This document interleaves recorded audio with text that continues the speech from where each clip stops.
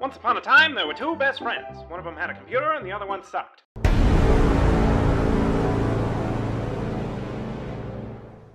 Okay, everybody, I'm actually starting off with a topic here, right? So, I'm sure everyone is now familiar with Miss Chapel Roan, right? Yeah. With her song Pink Pony Club or, Hot to Go. She's become very popular over the last 6-7 months. I saw, I'd seen a couple pictures of her here and there. However, I saw a performance of her performing Hot to Go. And the way she was dressed, Miss Roan, I was not familiar with your game, and I would like to apologize. Because, baby, you are hot to go. So, what is I was unfamiliar with your game and I apologize moment you've had in your life? Oh, man.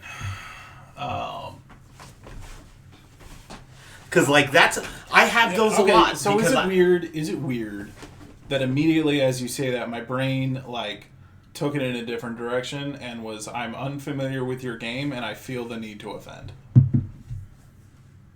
We'll go to that next. Okay. We'll go to that after, because I'm sure I've also had one of those moments. I was unfamiliar with the game and I feel the need to apologize. Because I've had a lot of those in my life. I'm the kind of person who will absolutely launch right off preconceived notions. Okay.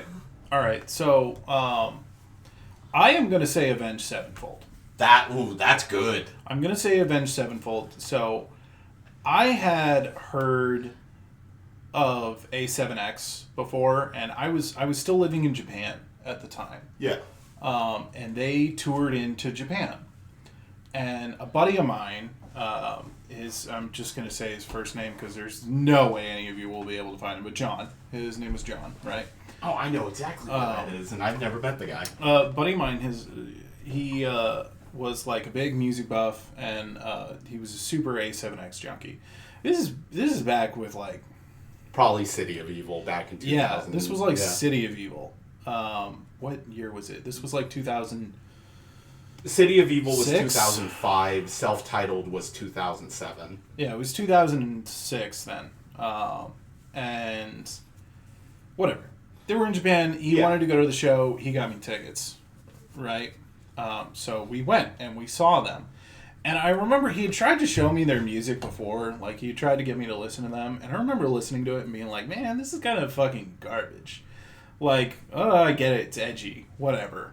And it felt very much like this is some edgelord cringe shit. Even though back then in 2006 we didn't have those words yet, right? You couldn't be an edgelord.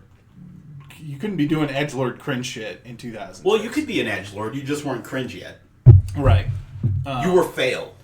Yeah, you were fail. It was fail, dude. And so I was like, whatever. He's my friend. I'll go with him to the show. He got me these tickets, and when I learned how much these tickets cost, I was like, oh my fucking god. Okay. Yeah, that City of Evil tour was fucking gigantic. He paid money to get these tickets, and he paid money for a ticket for me.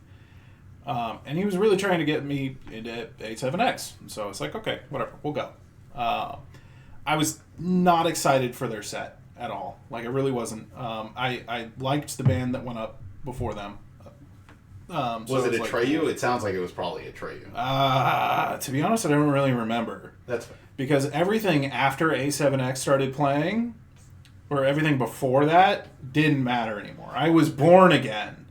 That show fucking ruled. Dude, so it was a... What I have found... It was a spiritual blowjob. What I have found about Avenged Sevenfold, about those boys, is if you're going to like them, you're either going to like them right from the jump because you heard their record, or you're going to see them live because their live show is unbelievable. They were... Well, and now let me say, I haven't seen them live since the Rev Past. I haven't seen them since Nightmare.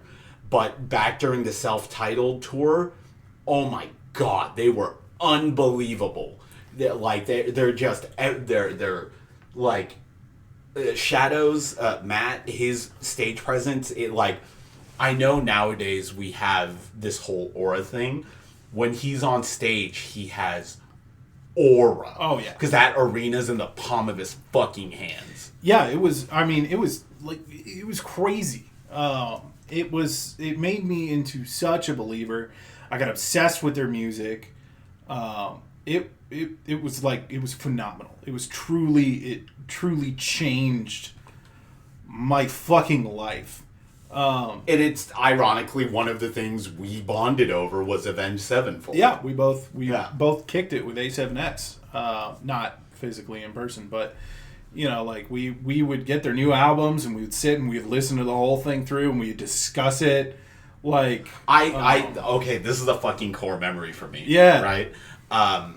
When Nightmare came out, I stole a leaked copy off LimeWire because I wanted to listen to it. And Tokyo was like, shit, yeah, let's fucking listen to it. So it was a night where my parents were out and my sisters were all out. So it was just me and Tokyo and I think there was one other person. I don't remember if there was, but at the very least it was me and Tokyo, and that's the important part. They were probably in the B team of friends anyway. But so the last track off Nightmare, Save Me. It's an 11-minute track, and at the end it's all building up to just this dissonant outro breakdown, but it keeps building and building, and the last little part where it's like, tonight the world, the something like that, or tonight is the night we all die, something to that effect. And Tokyo and I just kept being like, oh my god, come on, and then once it hits that outro in the end, we were like, yeah, dude. And then a couple hours later, we listened to it again, and I was like, this is dope. And you were like, it's a little anticlimactic, but it's pretty good. But just that moment of, we were getting edged by this song. And when finally the song said, this song gave us a cum countdown, right? And we fucking busted. Oh my god. So, no, I actually, I think about that night. In my it's adult a fucking life, it's a core memory. It really is. It was one of those. It was just this. That was, man. It was just the best time. It was kind of a sad time because we were both unbelievably sad that the Rev died. But it was both of us just appreciating this album and being and feeling the emotions of the album, and then just fucking busting the fattest nut at the end of it. Well, and then just talking about it and being excited about music. When was the last time that you were excited about music? It was actually, I do have a specific instance for this because I specifically requested a day off for it from when the album came out, and to get my day off I had to work an 18-hour day. Yep. Was the Afterburner album that Dance Gavin Dance released back in 2021 or back in 2020. No. Yeah, it was early 2021. Now a couple years down the line I don't like it as much. Yeah. But I took a day off from it, and I listened to basically nothing for the next 3 weeks. I don't think I've been excited about music since. That was the last time that I can remember being just stoked that I was going to sit down with my friend and do nothing but listen to an album front to back. It was just a time in my life where I could do that. It was a weirdly spiritual experience. Yeah, but it was anyway, so that was my apologize, I'm unfamiliar with your game. I had been introduced to A7X before that show. But that show, chef's fucking kiss, man. Unbelievable live. Now, in terms of, I was unfamiliar with your game, and I feel I need to offend. Blake Griffin. You are the most overrated number 1 draft pick this century. I'm glad you're retired now, so I don't have to deal with, you on my television screens, anymore. I'll give you that first year in Detroit where you tore up your knee to drag them to the playoffs. But boy, howdy, I was unfamiliar with your game, and you were still dog shit. I had zero expectations, and you managed to blow them out of the water in the worst possible way. All you could do was jump real high and throw the ball from a dunk. And you got carried by Chris Paul and Jamal Crawford. Go fuck yourself. Man, I got so many. It's one of those things, they tell you when you're young, they're like, don't meet your heroes, or whatever. Yeah. And, shit holds up, right? Generally, I'm going to say shit holds up in terms of just, you get a fascination with somebody, and then you meet them, and they're fucking... Yeah, they're an asshole. Garbage people, right? And that doesn't mean that you can't respect their work, or you can't respect their art, or you can't respect... You can't respect their medium. But, yeah, there's been just times where it's just, I'm so wary whenever I get, just the hype train going on for anything or anyone, and I'm just I just know they're gonna be fucking awful somehow. I just know. And it... I don't know, I'm trying to think of, some specific ones. Drake. So I never liked...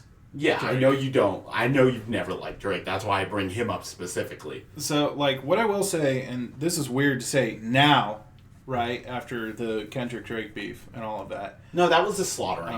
It was slaughtering, but, after all that, what I will say in terms of respect for Drake, dude was on top of the music game for a long time. Right? Came from some pretty weird fucking beginnings to become on top of the music game. But yeah, got on top of the music game, and, say what you will, dude outsells Kendrick's albums. Like he does. He made more popular music, had more fans. Right? I have always firmly believed that Kendrick's the fucking GOAT. He's my favorite hip-hop artist, by far. And has been since, 2010, 2011? Yeah, sure. Was when I really, started fucking dick riding for Kendrick, right? And I'm glad that the Drake-Kendrick beef went down in the way that it did. But I don't think you can ever take away from Drake that he ran that game well. He did. Well, so it's the way that that I look at it is I'm trying to think of it's The Rock versus Dave Bautista. Sure. Right. Yeah. The Rock. He's this huge name, but every single fucking role he plays in every movie since he left wrestling is the same.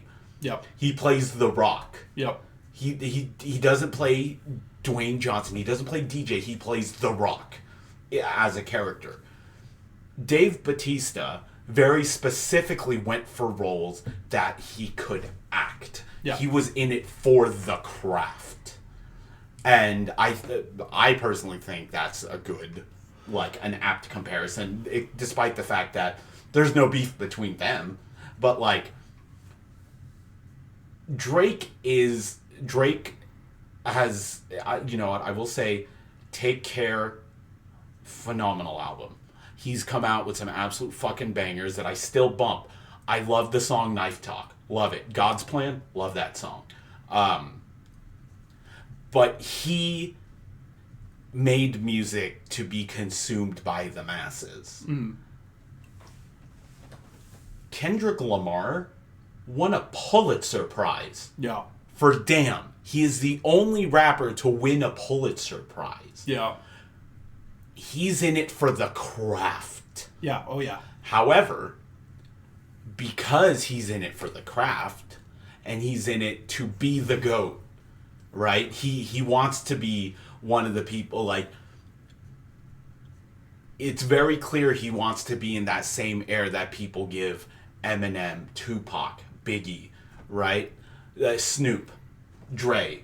He wants to be in that same rarefied, exalted air. People forget that this dude is from fucking Bompton.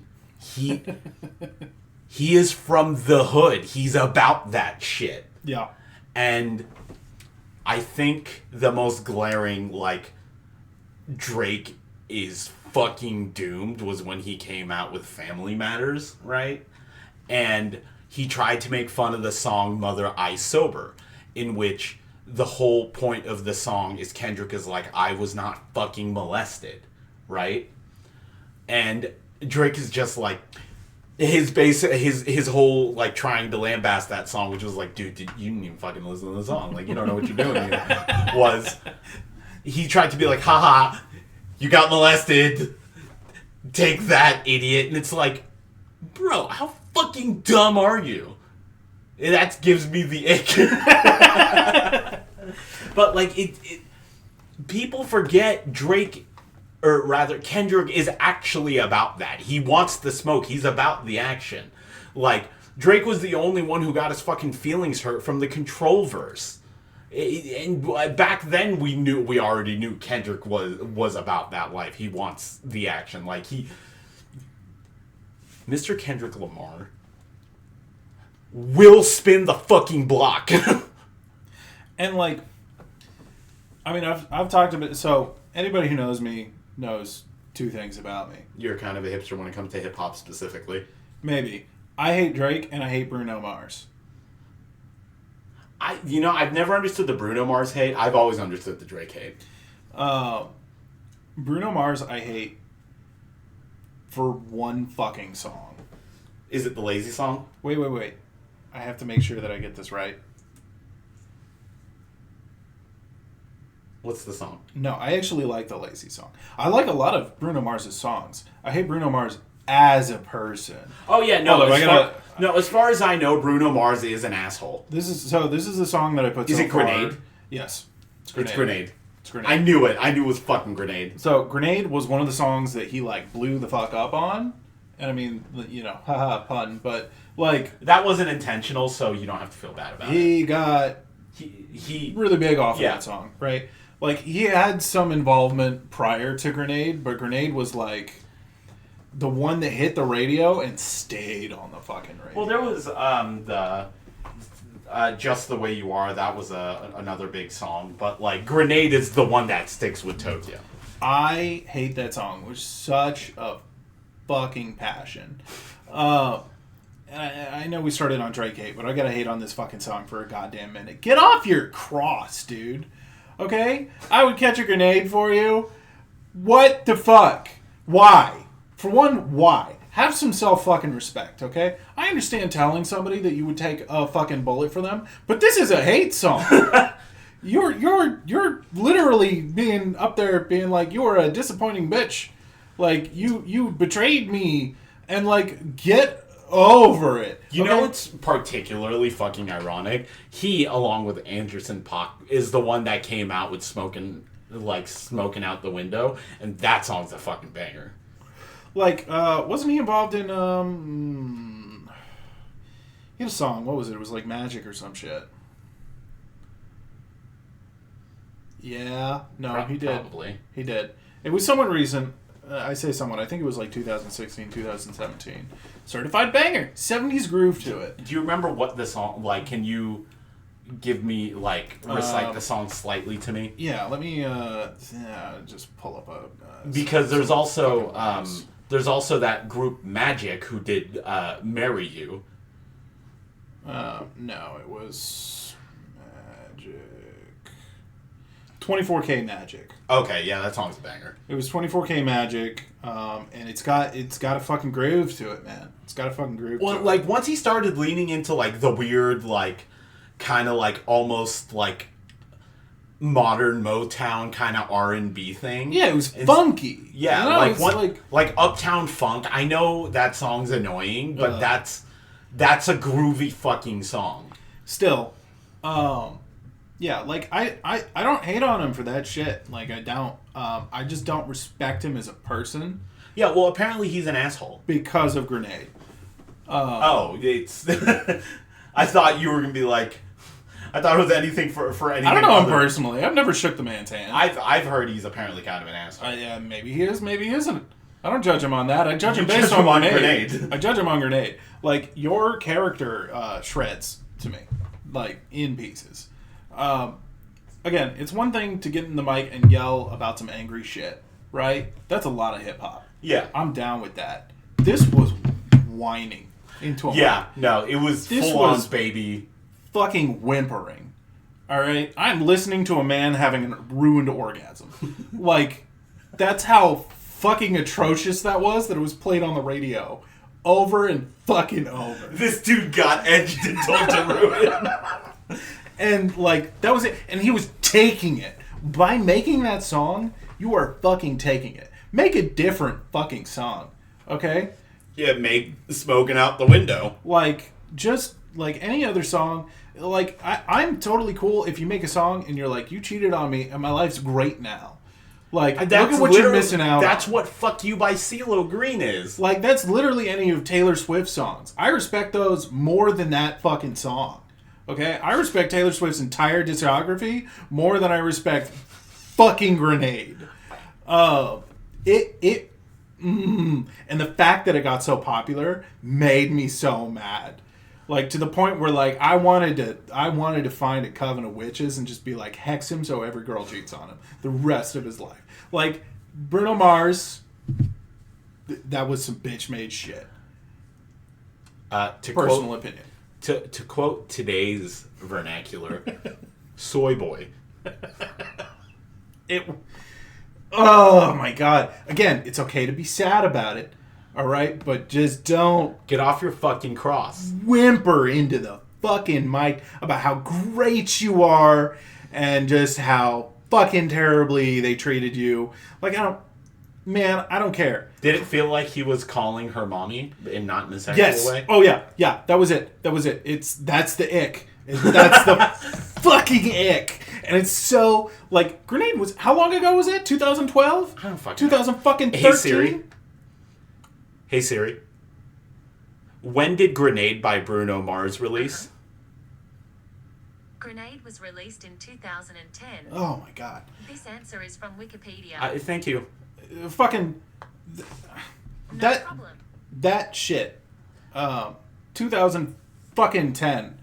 Top of the goddamn fucking it was real chart. Fucking popular. Every 5 minutes, every other radio fucking station. And I was just like, what the fuck, dude? You know, it's funny because that I brought up the song "Marry You" by Magic because I thought that's the song you meant. I initially felt that way about that song. It was on all the time. I was like, this is so fucking stupid. Who fucking cares if her dad doesn't like you? Just marry her anyway. You're already saying you're gonna do it. Who gives a fuck what the dad wants? And then I listened to it again like a couple years down the line, and I was like, I dig this song. This is a good song. So, like, we could end it now, but I called my Uber, and they're not going to be here for 17 minutes. We still got a little bit of time. What's a song like that for you, in which you were like, when you first heard it, you were like, this is dog shit, this is garbage, and then, like, you hear it again a little bit later down the line, you're like, all right, this is pretty good. Man. This is also going to be controversial because of the whole Drake thing, but honestly, Hotline Bling. I get it. I don't think that's controversial in the sense that, like, that's how I felt about God's Plan. Like, when the song first came out, I'm like, dude, fucking whatever, shut up. And then, like, it was that album was, no, it was Passion Fruit specifically, but, like, my most played song was a Drake song in 2021, or 2022, which was surprising.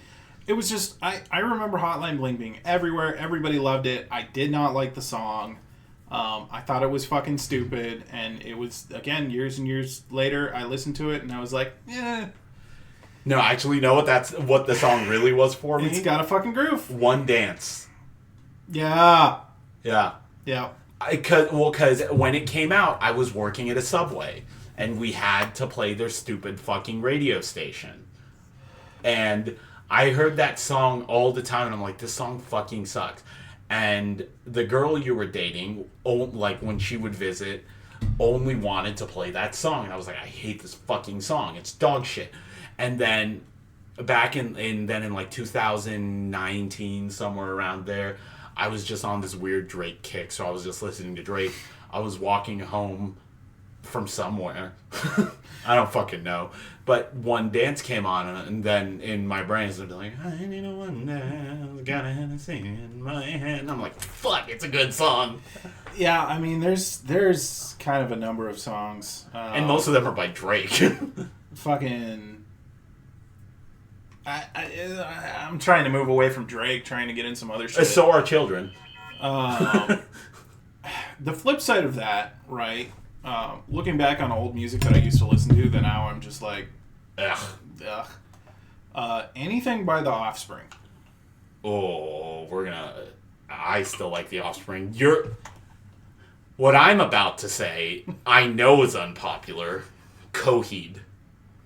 Coheed and Cambria? The further I get away from specifically the song Welcome Home, the less I like Coheed. Nah, I'm with you on that. I'm with you on that. The weird, like, boner people still have for Coheed, and I'm like, I don't think popular chart-topping singles is the best way to measure success, right? I literally haven't heard a song by Coheed and Cambria since back when that 12-speed album, or that was it like 12 Speed of God's Blood and whatever that song came out. Yeah. No one has played me a Coheed song. And I knew people that were Coheed fans. I can't... I just listened to Welcome Home today because I'm like, that guitar solo outro is so fucking crunchy. That shit is nectar, brother. Like... Oh, God, I remember Nectar. Well, yeah, we stole it from Happy Ending. We did. That shit was Nectar, bro. That shit was fucking nectar. No, we stole it from Schmidt. Yeah, I think it was New Girl. Yeah, we stole it from New Girl. It was New Girl. We were really trying to make that a thing before New Girl blew up, and we got outpaced by the show. We did. We tried so hard. We were just not... And got so far. As popular as... But in the end, it doesn't even matter. Okay, unpopular opinion. Here, this one's an unpopular opinion. Okay. I think the last good album Linkin Park made was Minutes to Midnight. All right, you're preaching to the wrong choir though, because like, I'm not a Linkin Park fan. I know, but that's why I'm putting that out there in the world, because I know you don't care. Yeah, like of all the things, like, I get it. Right? The reason I say it is because I know I'm in a safe space to express this opinion. Like, I don't dislike Linkin Park. I think they went too far away from their roots in what made them unique. I'm not even going to say that Linkin Park isn't iconic. I understand that they're iconic, right? Their music doesn't make me feel anything. Which I think is totally valid. It's just... I think it's valid. As opposed to something like My Chemical Romance, which makes me feel everything. Here's another thing. Danger Days never should have came out.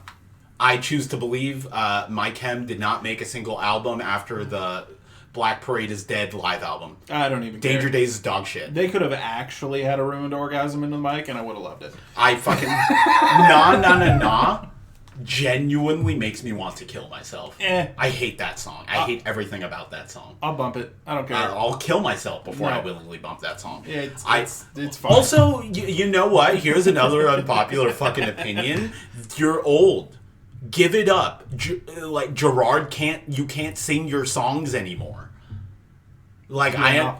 I understand that it's nostalgic and it's really cool that they came back and they're performing and they're still a fun live show and they're energetic. But Gerard can't sing his fucking songs anymore, and all their most popular songs were from when he could sing them, and he can't do that anymore.